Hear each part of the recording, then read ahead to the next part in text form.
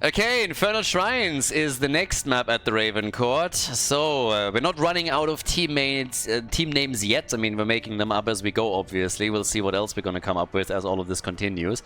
But I have the feeling that this bot might be a little bit drunk. So, obviously, the goal here is to create lobbies that are fairly even. And we've had great games, don't get me wrong. We've had a lot of core rushes, we had comebacks, we had everything.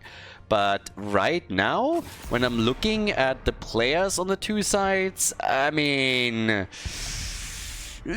at least just looking at the names, I have a clear favorite. So if I'm wrong, then hey, go bot. But at this point, I think this thing got drunk on its own success. So we have on Infernal Shrines, first Hogger Band, then Maiev.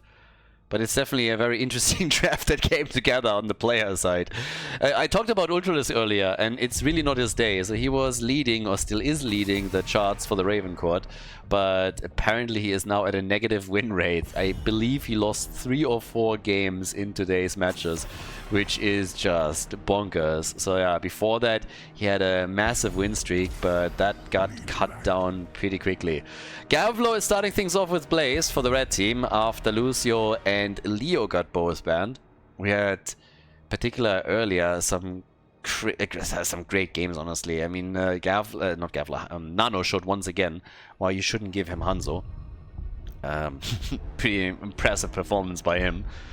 But now for the blue team. What's it gonna be? Darkmog is in the game again. We get a Nubarak and we get Junkrat. Okay, so no Hanzo for Nano this time. Junkrat, great for Infernal Shrines, can poke a lot from the outside and do your best here. The Meat Eaters trying to go for some beefy comps already, whereas the Tree Huggers are still looking for some protein over here. They still need to have a few beefcakes. Could still go Diablo. Diablo's up. We had games earlier when Infernal Shrines he was even banned, but now our OG bully is still around and could push people across the shrine unless they are willing to ban him. We get Genji, we have Brightwing, so also no chance for Genji to be picked up by the Meat Lovers, by the blue team. No Genji Anduin combo either. We actually had today very few Anduin games, now that I think about it. Not a whole lot. Ah, they're banning Diablo.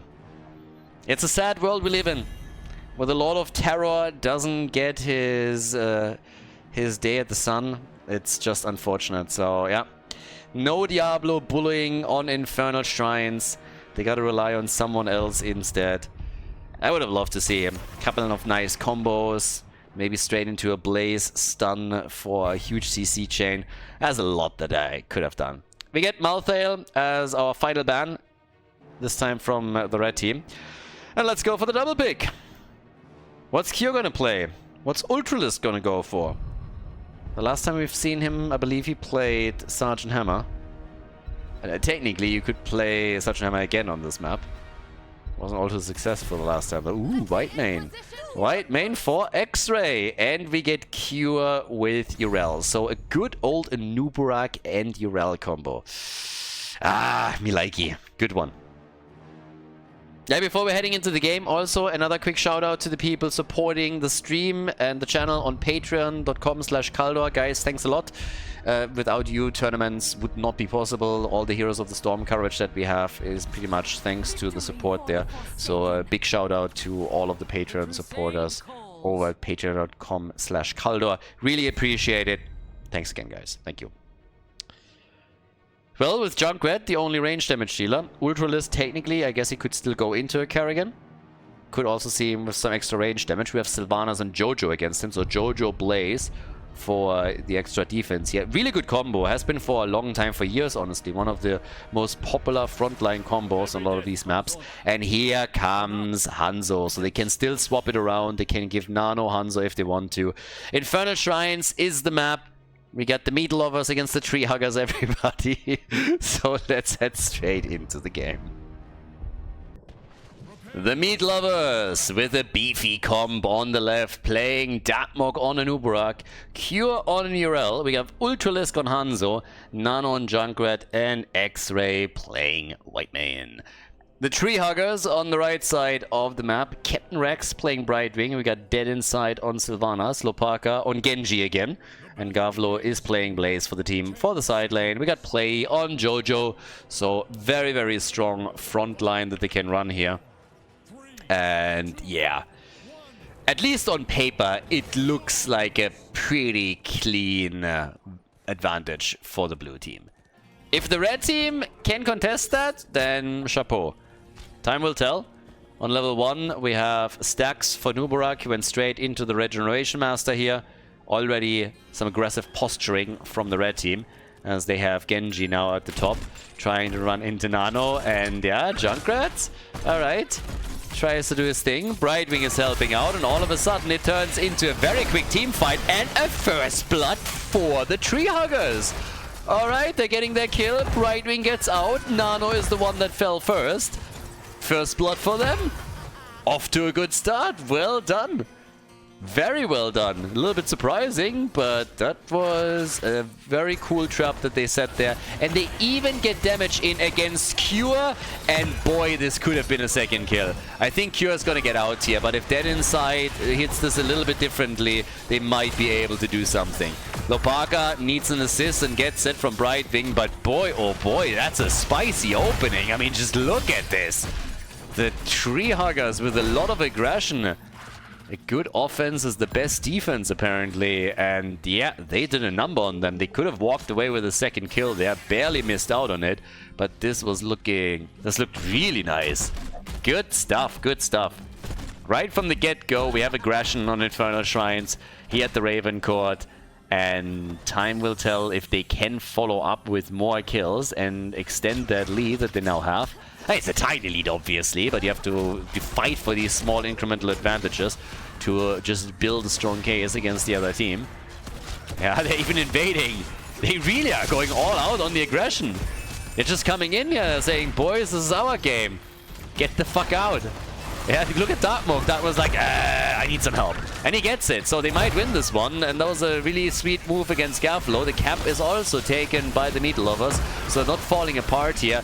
The aggression initially working out for the Tree Huggers, but now they're losing Brightwing and they're losing Blaze. Not strong enough, not enough protein in the diet, and now it just backfires on them. Whereas the Meat Lovers, they are coming in strong, taking 2 kills. But definitely a little bit rattled at the beginning, at least. They didn't expect the red team to be this aggressive early on, and you could tell. So now it seems like they're stabilizing a bit, but we're still in the early game, of course, and things could turn around quickly. With level 4, we now have the Space Goat going full Murica, the Hand of Freedom! Or Scottish, depending on what you look at. Full William Wallace.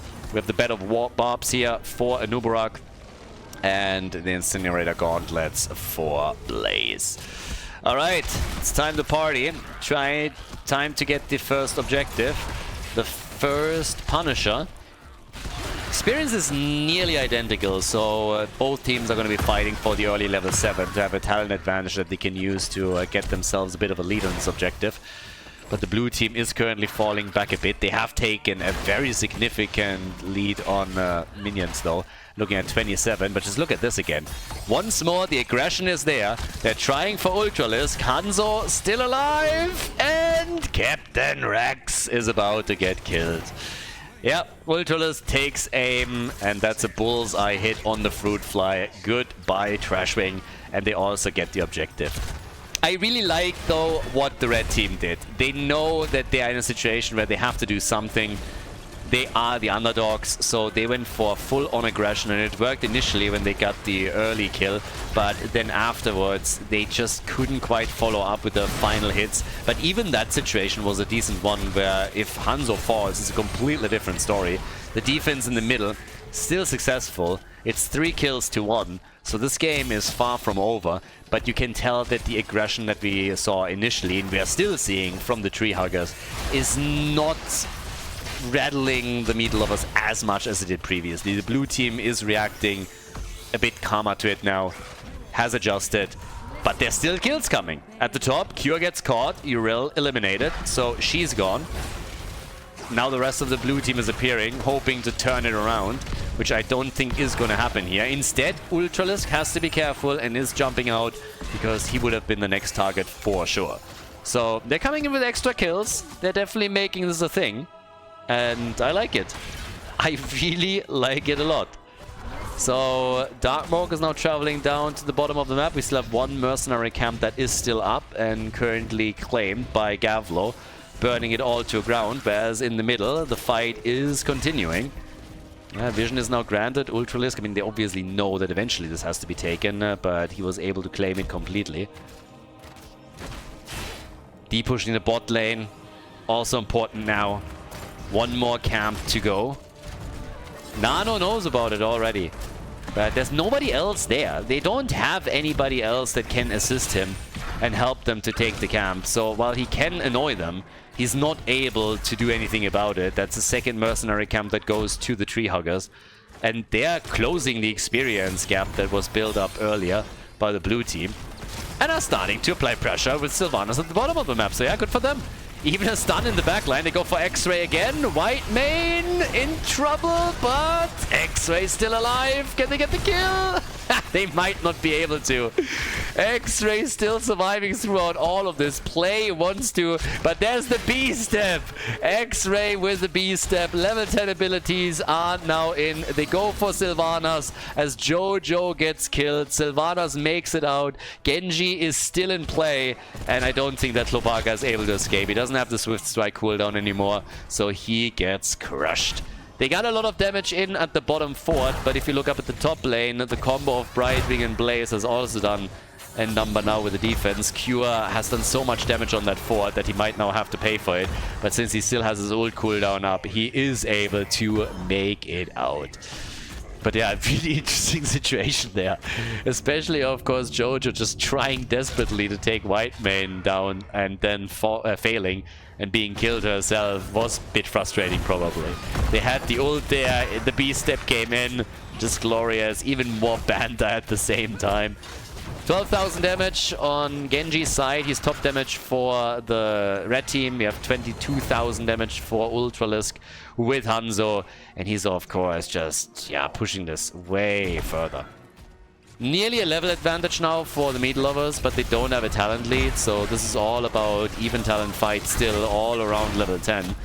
So an opportunity for the Tree Huggers to get this done, to lock this Punisher in, take the bottom fort out, and get some momentum back. Close that experience gap. They have the lead in... oh no! They had the lead, and now Sylvanas is gone, and that means they are running against the numbers advantage on the blue team. Yeah, and at the top, the camp likely gonna take out the fort too.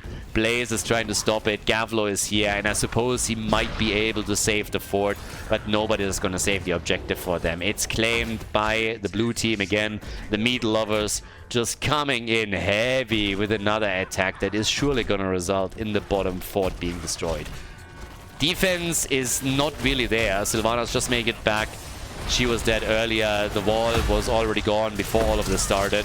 And now they're even making a move for play for Jojo. They're trying to get out here. Blessed Shield had been used, but Hanzo showing no mercy as he takes aim right between the eyes, baby. Another hit, another kill. Johanna destroyed, 7 kills to 2. They have level 13 talents, and they can do so much more with the Mortar Punisher. Honestly thought that it would be defeated a bit earlier, but just look at this. They are opening the side wall up. There's the jump. So, will the keep fall? Probably not, but they're still going to do work here. To be fair, at the top, Dead Inside is at least able to respond in kind and take a fort down, but if this play at the bottom of the map continues, the blue team might get a whole lot more than initially expected. So Sylvanas gets the fort at the top, is now heading back to help out with the defense, also gave them a lot of experience, allowing them to get closer to level 13 themselves. But just look at this keep! There's so much damage done here now. They're losing so much. Captain Rex barely survives, but it's not over yet. Another jump by the Punisher. Cure's a bit low. Sylvanas is dead again. She just came back. Sylvanas gone. The keep gone. Blaze gone. They go for Genji. They go for Brightwing. It's too early in the game to go for the core. They can't. They simply can't. The death timers are not... Well... I was about to say the death timers aren't high enough. 7 seconds for Sylvanas, but they are tempted. You can tell they're tempted. They were looking at this and they're like, all right, boys, let's go and end it. But it's just too early. Death timers are nowhere near where they need to be in order to go for the core and not risk getting wiped at the core and then giving up your advantage. So they're playing the safe, and they should. It's the best way to run this right now. So they went into the middle, did a bit more damage. Keep in mind that the top fort has nearly been destroyed, so the one in the middle is also low. The arrow into the middle of nowhere. Irgendwo im Nirgendwo. Yeah, that arrow is going... I mean, yeah. Never to be seen again. 10 kills to 2, so they went into the double digits. They're also closing in on level 16. Genji wants the bottom fort now. He's gonna get it. Blaze even anchoring the play, making sure that nobody could flank in and take it down. But yeah, they have to be aggressive again. At this point, it's becoming a necessity. They need to look for kills. They need to do some damage. I just don't think they can get it right now. Junkrat just being a pest as usual. Lopaka says hello real quickly and he's like, what are you boys doing over there? Alright, I'm out. But okay, at the top we have Urel doing her thing. Level 16 is now available for the blue team, but they're losing Cure. Cure is gone. Urel is gone, and well, maybe that is the little thing that was needed for the red team to start that comeback, because now they have a numbers advantage. They don't have level 16, but they got Sylvanas and they got the numbers. So they can go for the middle. They can take this fort down. They can claim more structures, more experience, and claw their way back into this. That's at least the game plan here. So, yeah. Genji, again, playing around his brother, and Lopaka, X-Strike! And he gets out, but boy oh boy. Then again, if that stun from Gavlo connects, then it's a very different story, but Sylvanas is just going full running it down mid. The solo YOLO, and now it's Genji that's dead. Ultralisk, you can't give him opportunities like that. He is going to take you apart. Both of them dead. They were trying to be aggressive. They were trying to close the gap as best they can, taking risks in that situation, obviously. You can't just sit tight. This is not like we're looking at best of 3 series, you know, where you can wait for game number 2. So they had to do something. They had to be aggressive and take a few risks, but they backfired eventually. Even though initially with the kill against Urel it looked good. Now Blaze died too. That means we have 3 heroes eliminated. They're slowly coming back, but the fort in the middle and the one at the top have now been destroyed. So the tree huggers are only relying on 2 keeps. That's the only thing they've got left. Darkmok not done with his level 1 quest, by the way. He's sitting at 29 stacks. Objective is up too, so they're all going for the next Punisher. Gonna be an Arcane Punisher here. And yeah, we'll see. Yeah, I mean, they got no one. They can go for a few camps at the bottom of the map. That's pretty much the only thing. Maybe Dead Inside is going to try and go for some split push action. At least initially. I doubt it. They don't have to soak experience this time. They're 10 kills behind, but the big thing is, of course, to try and save your key. Because if they lose the second one, this could even be the end of the game.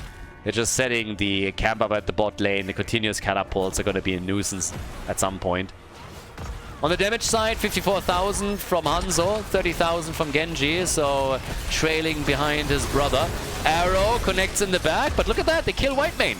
They get the Whitemane kill. These are the moves that they need to make. They need to get those kills early, take the sustain away from the blue team so that they can defend, and they're doing a great job at it. Way better than I expected them to. Guys, they even saved their keep. Brightwing has fallen, but who cares? Nobody likes the fruit fly anyways. They saved the day for now. Now they... He's hiding! They didn't actually see him, not realizing what was going on here. Lopaka is able to move out. Jojo might still fall, but wasted a lot of their time. Was trying to get a kill on Ultralisk, but couldn't. But as the dust settles, they did what they were supposed to. They saved the keep in the middle. They got a quick kill on Whitemane, and they're still in the game. That could have been way worse. Yes, they lost some heroes, but they also killed a few and did their best to not die right then and there. Now, we still have them going for more kills as they are looking at Darkmok and Cure trying to take the camp. Urel is doing her best to steal it, but with Brightwing coming in, Darkmok might now find himself in trouble. They're turning it again onto Sylvanas, and Cure is already popped his ult. Arrow being thrown out. This does again go nowhere.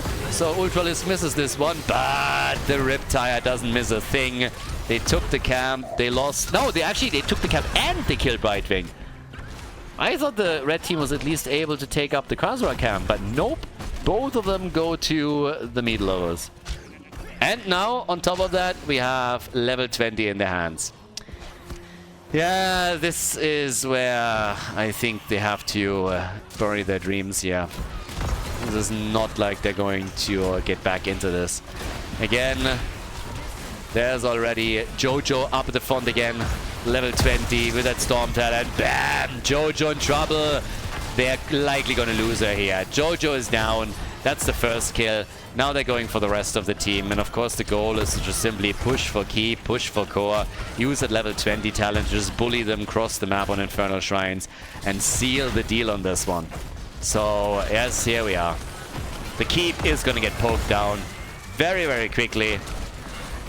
No chance here, especially with the catapults now chipping into. That's obviously another one. The arrow connects a little bit better. There's a follow-up also with the bullseye. They're dropping Gavlo where he stands more or less, force him into the bunker. He makes it out, but dead inside. He's not only dead inside, he's also dead on the outside. Yeah, that's Sylvanas gone, that's Genji gone. Sylvanas way too aggressive there. Not that it mattered at this moment anymore. With 2 keeps destroyed, they're going for Captain Rex. Brightwing and Blaze, the only 2 survivors, but of course, it's the end of the game. Blue team, they were the favorites heading into this just from the names that appeared on their roster.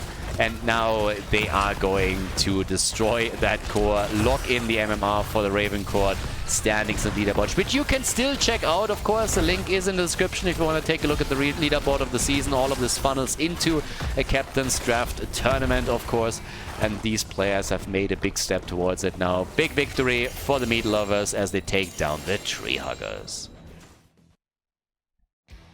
Before we head into game number 2, make sure that you subscribe to the channel if you haven't done it yet so you don't miss out on any future content here on Khaldor TV. We got another one! RavenCourt continues! Towers of Doom is the map, and Blizzard is going up against the community today. Oh yeah, it is the final battle. And obviously, the community is still going strong. HGC boys and girls, the Heroes Gaming community, going strong in 2023. Despite Blizzard's best efforts to kill us, we're still here. Now again, if you want to check that stuff out, we have merch in the shop. There's a link in the description that you can check out if you want to have a look at the HGC merch, the Brightwing merch, and all of the other stuff that we have there. It's actually some pretty cool things. But yeah, in this case, we have Blizzard unleashed against the community. And again, if you are new to this, this is the RavenCourt. So this is an in-house system where the players get matched on internal MMR. Roles are being respected here and taken into consideration. And all of these games in the season of those in-house matches that we are covering here, they funnel into a tournament directly. And because people were a little bit tired with me not having any team names on the board, because obviously there are no team names since the players are shuffled through for every single map that comes, we are now making up some, and in this case it is obviously Blizzard against the community. Yeah, the community is coming in strong with Nano and Cure here, but on the other side, Blizzard apparently has hired Ultralisk and Quasar. So Ultralisk and Quasar went full on sellout mode. They saw those big esports dollars and they said like, alright, where do I sign? And now, well, here we go. Genji for Nano. Early pick for them on Towers of Doom. Part of me wants another Vikings game. We had, I think, 2 or 3 Viking games in total in the RavenCourt on Towers of Doom. I would love another one, just because Vikings are always fun. Vikings are always enjoyable to see. One of those times, was it Quasar that played the Vikings? I believe it was him. Not 100% certain, but it could have been him, yeah. But he goes for one of his strongest heroes, he goes for Blaze. That shuts the Vikings down quickly, and we get Rhaegar for X-Ray. Alright. So, for the red team, What is the next pick? Are we going to see an Anduin combo? We haven't had one today so far. So you could still go Anduin here. Brightwing is banned, Lucio is banned, Rhaegar is taken, so Anduin would still be a strong choice. You have Genji, and if you want him, you take him now, or he gets banned out. And they do. So nice. There we go. They go full Blondie. Jojo and Anduin. And that gives us the Light Bomb engage with the Swift Strike. You gotta take him now. If you don't take him now, he gets banned out. Nobody really wants to go up against this. And it's obviously quite telegraphed, so one of the few things that you can actually do here. But that is a Dehaka ban, eliminating some of the global options. Sergeant Hammer, yeah, you get Ultralisk against you, and this is another map where you could play the strong 4-man, so Hammer is taken out. Sylvanas, we see her a lot today. Sylvanas, and well, they still need a main tank. They don't have one yet. Mirrodin is up, Garrosh is up, and Nuburak is still available. And Tyrael, I like it. Double layer of defense. Very likely going to be a Sanctification over... Well, I guess depending on what Dead Inside picks, they could also technically still go for Judgment, but Sanctification would of course be kind of strong. I love that Judgment is an option these days. I really like it. Depending on what you're going for, you can go full aggression, you can really go for it. So let's see if they're going to try and use that against Anduin here. The final 2 picks for the community as the red team locks in Hanzo and Yrel. So Cure again on Yrel, and we got the Shimada brothers. Nano very likely going to switch over to Hanzo. We had Lopaka now, I believe, 3 games in a row that we've seen him with Genji, so probably he's going to play him again here. And, well, that leaves us with Tracer as the final pick. Cheers, love! Let's go! Towers of Doom, Blizzard against the community. Who is going to emerge victorious? We're going to find out now on Towers of Doom here at the RavenCourt. So... Bidenomics versus inflation. Politics is such a stupid thing these days. I mean, in pretty much all of the governments that you had, when I hear the press secretary, it's just lies, lies, lies all day long.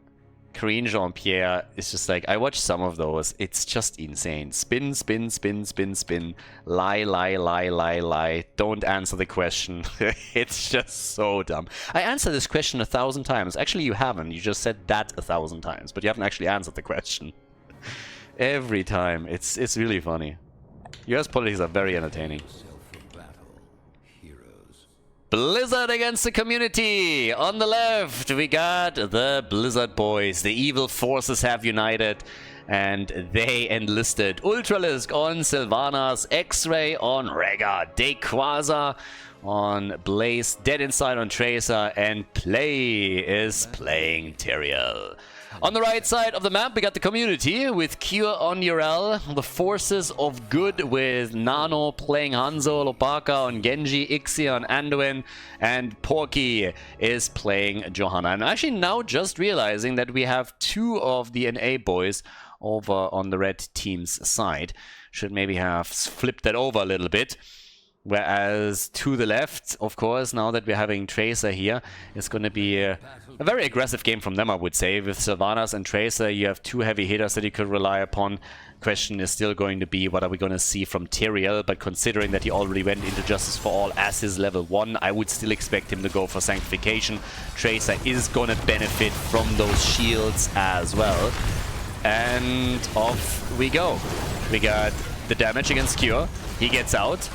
Big explosion in the middle. Genji came in, still is able to get some damage connected with particularly, I believe it was Sylvanas here. But the rotation has now started. So rotational play is already en route. They're moving down to the bottom of the map. Up at the top, the one-on-one lane has been established. We get Yrel against Blaze. And yeah, down here, just a bit of additional poke. With Ultralisk on Sylvanas, you always got to be careful. If you get him onto a structure, he can break through those walls early. You're trying to avoid this as best as you can. But Nano has played Hanzo now in the middle, whereas the camps are attacked as soon as they spawn. Rhaegar and Sylvanas obviously quite fast, but the red team is well aware that there could be an invade happening. So they're starting to get everybody down here to the bot lane. But just look at this. Blaze has now arrived too. Cure is there, so they are going for it. They really want to steal it. They're risking a lot. This is a huge gamble in the early stages, but Porky is the one that seems to fall here. He goes down, so Jojo is already dead. Do we get a counter kill? They can't even take the camp. They got close, but they're losing Cure, and that's 2 heroes eliminated. Lopaka is dead as well. Blizzard is taking down 3 heroes. The community is losing currently, at least the early game. Yeah, the forces of evil, they can't be beaten that easily, and that is a big lead. It's a big gamble if you're going for it, obviously. I mean, if you're moving in a situation like that and you are losing out on it, then you will lose momentum. But with 3 kills and the camp claimed, they open up the wall at the bottom. It's a 1-level lead that they've already established. And yeah, this is not a good start for the red team. Not even a little bit. So gotta be cautious now. Coming back into this, not too easy. By the way, is that a health pack? Is not something that you see a whole lot on Tracer. So there's that. Bit of a double kill down here. Genji and Sylvanas. Kill against kill. Sylvanas gets killed by Anduin though. I mean, that's a little bit embarrassing. That's pretty embarrassing. Reminds me of that trailer again. For the Alliance! My mommy! Where's my mommy? And then you got Sylvanas for the Horde! That's a leader, you know? I think she got a little bit mean at some point, but again, like, they're not going full World of Warcraft over here. So, either way, shots are fired. A few more for one team still. We got 36 to 36, and at this point, it's still a fight for the altar at the bottom of the map, as so often. So there's that.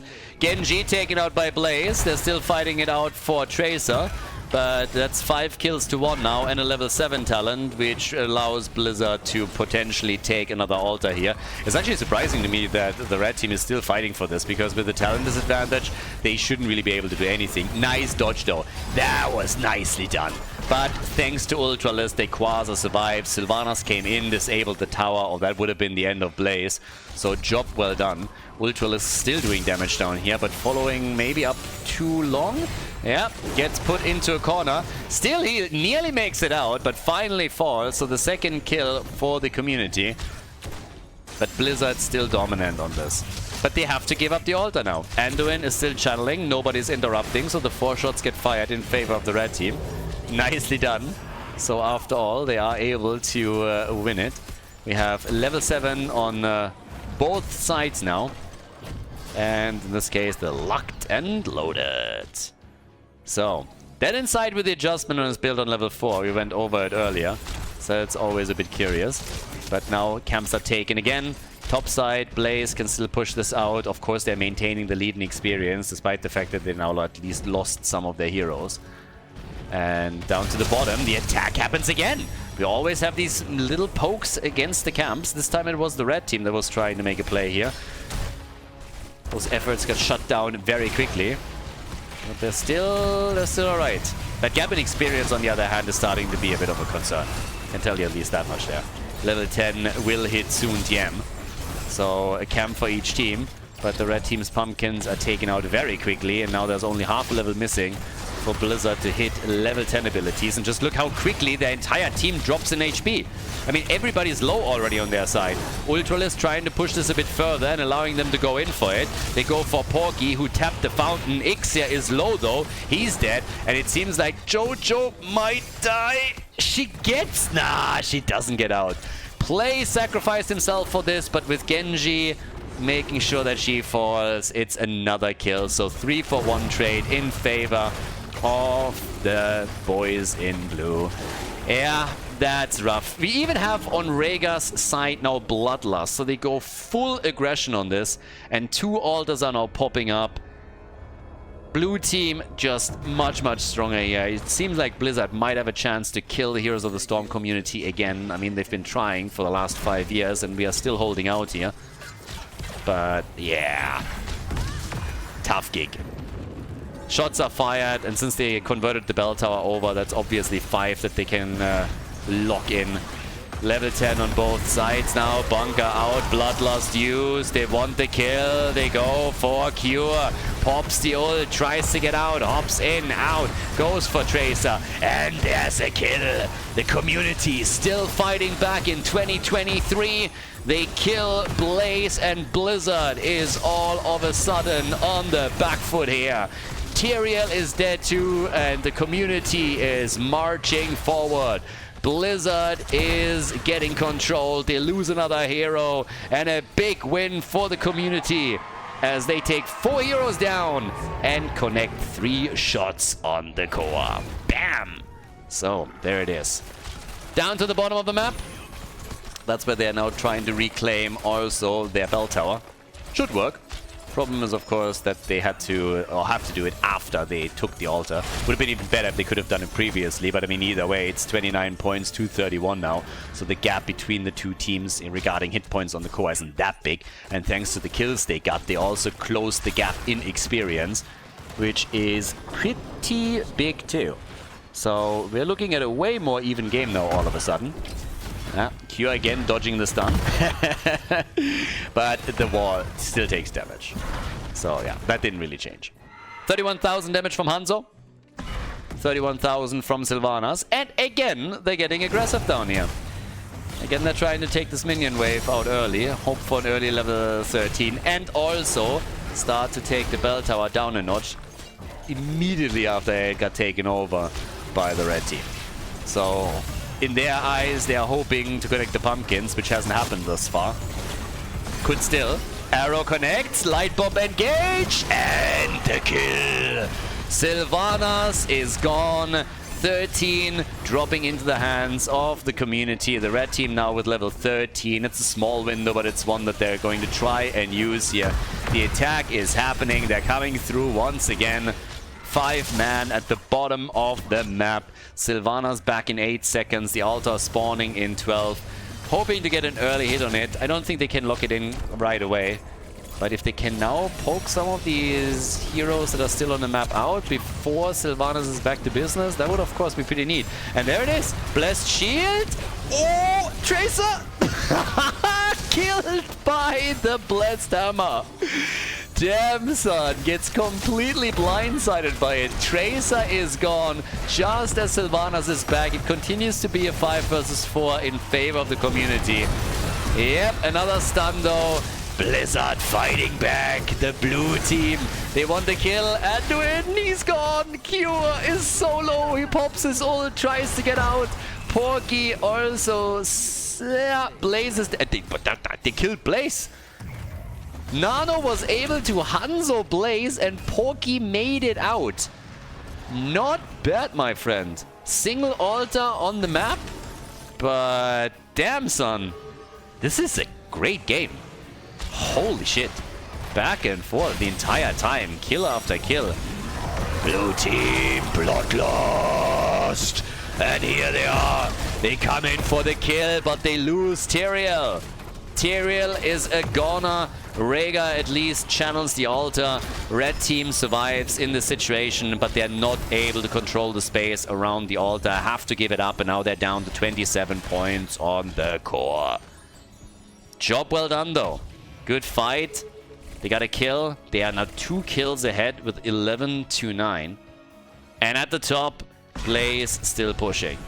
So, yes, it's still Equasa. Rhaegar has not fallen yet. Hanzo has not fallen yet. Those are the only 2 heroes that have not died yet at all. Another engage is already happening as Lopaka is pushing Tracer back and takes her down. Tracer eliminated. Tracer down.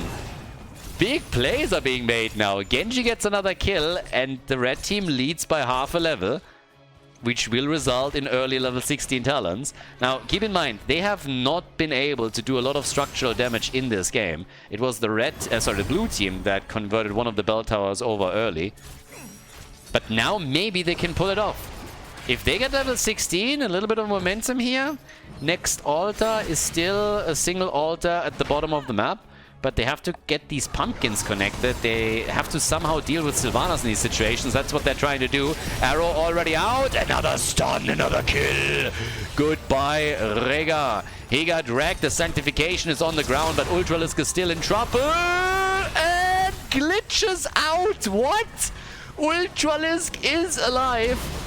Even the game couldn't believe it and stuttered there for a second. Nano was hoping to somehow connect an arrow, but that didn't work. So Sylvana survived. It's insane that she did.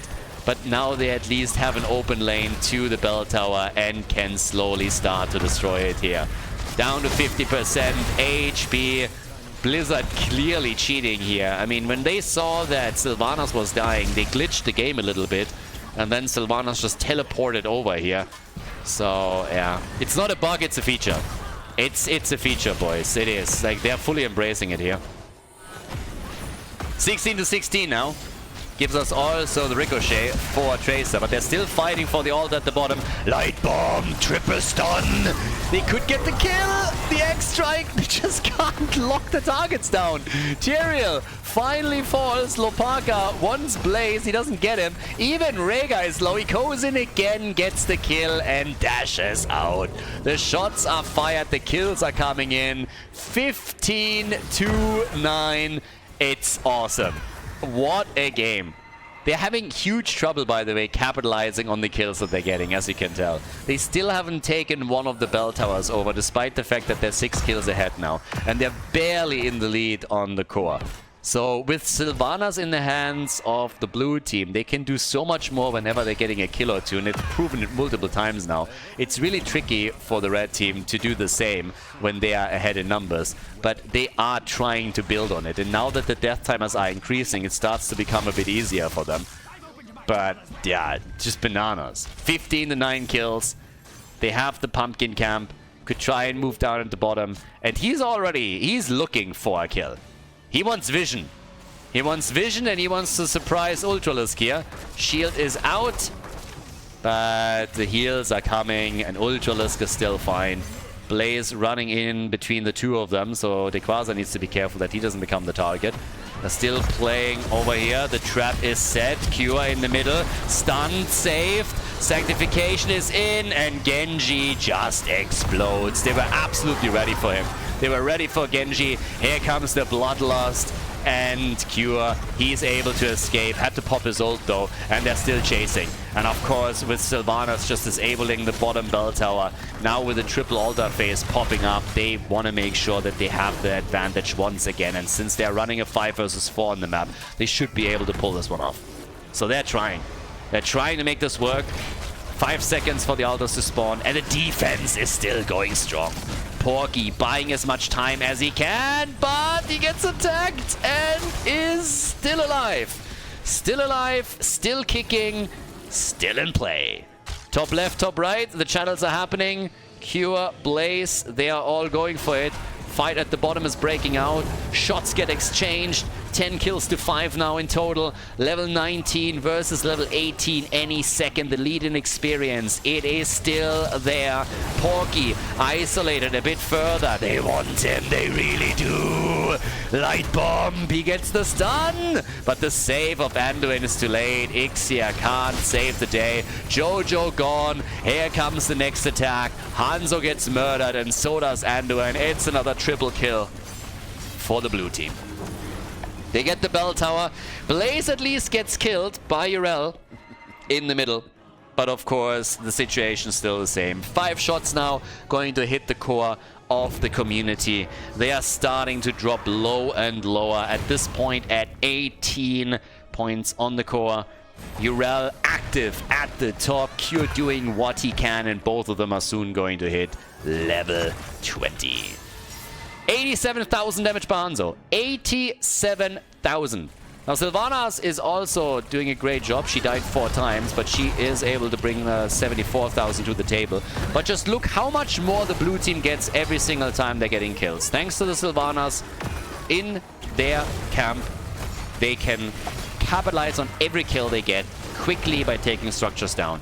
And this is going to be another bell tower that gets converted over. Cure, he's able to get out. But it doesn't change the fact that the blue team now controls 6 bell towers. 6 of them. Looking strong here. Once more. Big arrow! Light bomb! It's not good enough. And the sanctification absolutely on point. Sanjin is in for Genji. Insta completion on that. The level 20 talents are here. It was a great approach initially, especially with Hanzo's arrow, but they lost Urel early. Now they're losing Jojo. They get the counter kill on Tyrael, but it's still a dire situation for them. They are down by 4 bell towers, or 4 shots. So now it's a double at the top. If only one connects, they're going to be down to 12. This is so tricky for them. And of course, on the map alone, it's 4 versus 3 now. It's just getting nasty here. I mean, it really, really does. They are hoping to get both, which they might be able to pull off. But even with a push at the top, can you imagine them just getting all of the bell towers now? This might happen. So they're trying to retake the middle, which I can totally understand. But it's going to be an easy exchange. Blaze is already channeling at the top left. Sylvanas is going to get the top eventually. Oh boy, this hurts. Shots are fired. They're down to 12 points. Sylvanas has taken over the top. They reclaimed the middle. And now it's just a basic question. Can they go for the last altar? Yes or no? Blue team tries and get Pumpkin down to the bot lane and connect a few of them with the core as well. Interrupts are happening. But yeah, it's at least a 5 versus 5 again on the map. But now they have Pumpkins moving down at the bot lane. They are, of course, very eager to play for the altar. They know that if these Pumpkins make it through and nobody can move away from that top lane focus, then another 3 shots will be fired, and that would drop the community down to the single digits. And they're poking at the same time also at the bell tower here in the middle, and if they convert this one over, then the barrage is starting. So interrupts are happening time and time again. Yeah, here comes the next hit. Bloodlust! They're zoning them. They're zoning them fully. Channel could happen. Bottom of the map, Pumpkins haven't made it through. Nope, were defeated. But Hanzo, talking about things that are defeated. He got killed. He's dead. He's gone. And they are hoping for kill on cure, and they murder his hit point pool. He barely is able to use his ult to keep himself alive. Genji with the X-Strike doesn't have the cooldown reduction. Keep that in mind. 21 to 12, and Genji falls. He nearly got a kill there towards the end, but it's not happening. 106,000 damage for Hanzo, 95,000 for Tracer. The channel, it's happening, and it's successful. They're dropping down to single digits on the core. 6 points, it's all that's left for them, and Ultralisk is already busy on the bell tower in the mid lane. They want the barrage, they want the victory, and they are so close. Blizzard is about to kill the community again, to take them down, to betray them, to backstab them. And they're doing it in the same fashion as they did in the days of HGC. A murderous plays by the sellouts over here. The blue team with a victory, very likely. Barrage is firing shot after shot. They're down to 3 points on the core, and there's no saving the day anymore for them. GG. And well played. Victory for the blue team. The shots are coming. The fight over here, it doesn't matter any longer. Yes, Trace and Sylvanas are down, but the final blow is on its way, and that is a W on Towers of Doom for the blue team here at the RavenCourt. GG. Well played.